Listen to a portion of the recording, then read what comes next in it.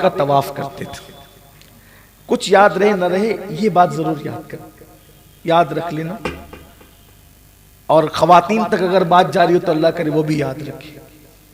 مکے میں رہتے ہیں, پوری رات کعبے کا طواف کرتے ہیں, قرآن پڑھنے میں دن گزر جاتا ہے, دن کو روزہ رکھتے ہیں, پورا دن روزے سے, پوری رات مکے میں. مکے کی جہاں کی ایک نیکی 1,00,000 نیکی کے برابر.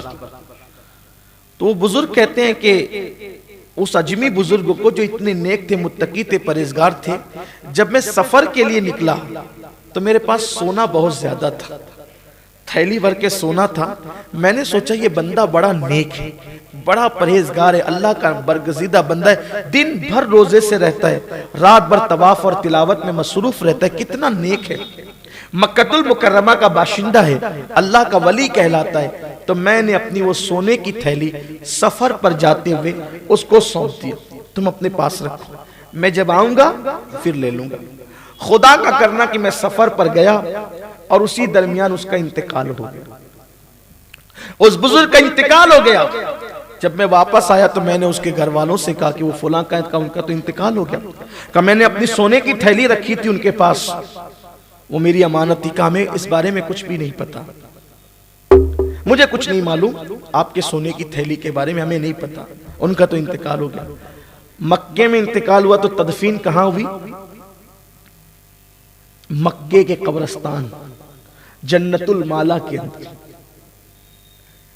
جس قبرستان میں دفن ہونے کے لیے بڑے بڑے اولیاء دعا کرتے ہیں. کیوں؟ حرم کی پشت پر ہے وہ قبرستان. لیکن کان کھول کے سن لو, ولی کہلانے والا, رات بھر کعبے کا طواف کرنے والا, دن بھر روزہ رکھنے والا,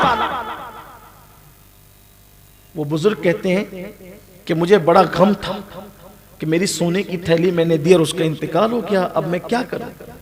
تو میری ملاقات حضرت مالک ابن دینار سے ہوئی. حضرت مالک بن دینار سے میں نے کہا کہ حضرت بڑا پریشان ہوں, اب کیا مسئلہ ہے آپ کا؟ کہا کہ اتنی بڑی تعداد میں, اتنا وزن میں سونا میرے پاس تھا, ایک بزرگ کو میں نے دیا اور ان کا انتقال ہوا. بہت بڑا متقی پرہیزگار, وہ ولی تھا, بڑا پرہیزگار تھا, رات بھر طواف کعبہ میں لگا رہتا تھا. اب پتہ نہیں کہاں ہوا. وہ اس کے بچے کہتے ہیں کہ ہمیں کچھ نہیں پتا. حضرت مالک بن دینار نے کہا چونکہ ہم رہتے مکے میں ہی ہیں.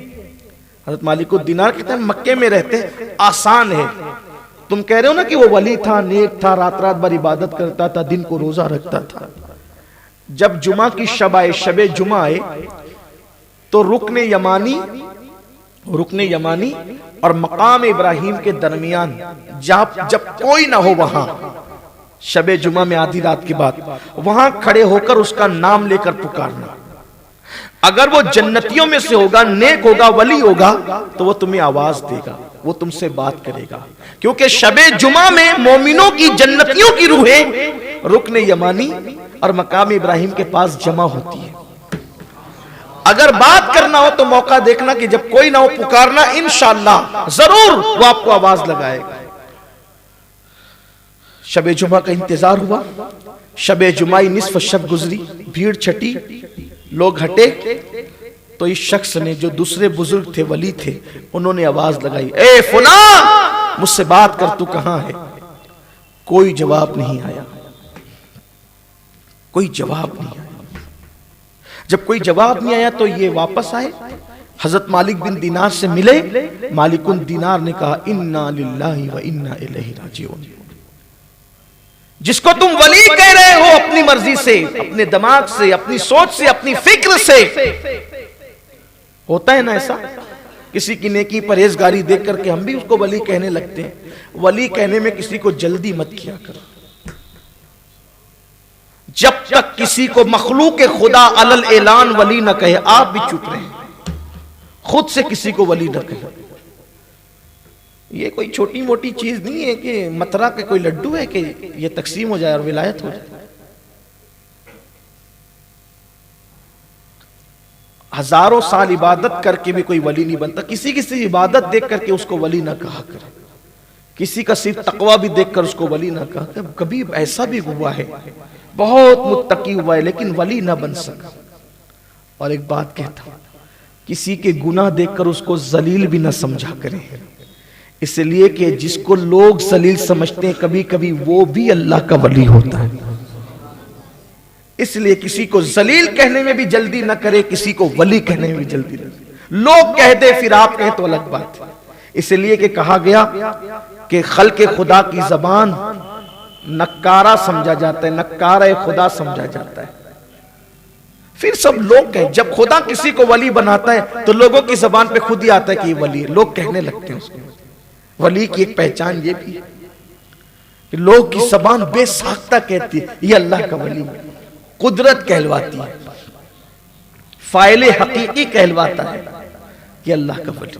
آپ لیکن جلدی نہ کریں۔ تو کہا کہ مالک بن دینار نے کہا جس کو تم ولی سمجھ رہے تھے یا ولی کہہ رہے تھے وہ ولی نہ تھا، رات رات بھر عبادت تو کرتا تھا لیکن وہ جنتی نہ تھا، رات رات بھر کعبے کا طواف کرتا تھا لیکن وہ جنتی نہ تھا۔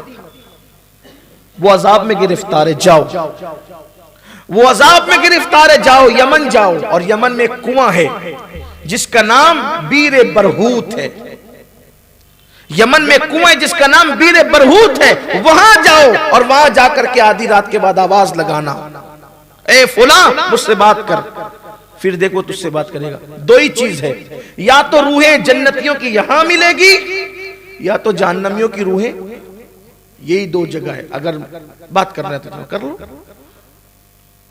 یہ آپ اور میرے بس کی بات نہیں تھی، یہ اولیاء کا معاملہ ہے، ورنہ آپ بھی بیر برہوت ڈھونڈنے لگیں گے کہ ذرا چلو دیکھیں فلاں سیاسی لیڈر کہاں پر ہے۔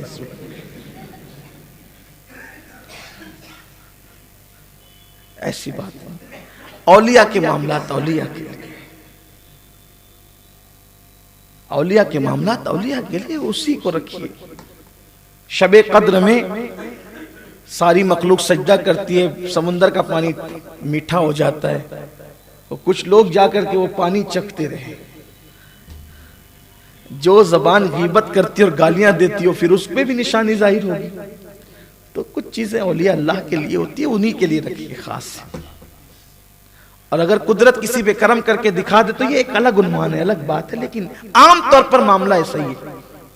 وہ کہا کہ بیر برہوت پہ جاؤ اور وہاں جا کر کے بات کرنا، دیکھو وہ تم سے بات کرے گا۔ یہ یمن تک گئے کیونکہ سونا ان کا بہت زیادہ تھا، بڑی رقم تھی، قیمتی چیز تھی، اس کی بڑی رقم بنتی تھی، سونا بہت تھا۔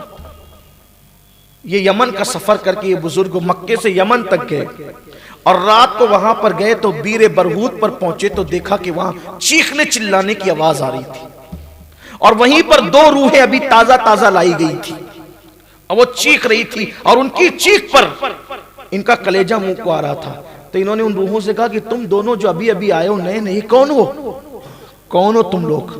تو ایک نے کہا کہ میں بادشاہ کا دربان تھا، اس کی ہر حرکت پر میں ہاں ہاں کرتا رہتا تھا، شریعت کے مطابق کرے تو بھی ہاں، شریعت کے خلاف کرے تو بھی ہاں، اس لیے مجھے عذاب میں گرفتار کیا گیا۔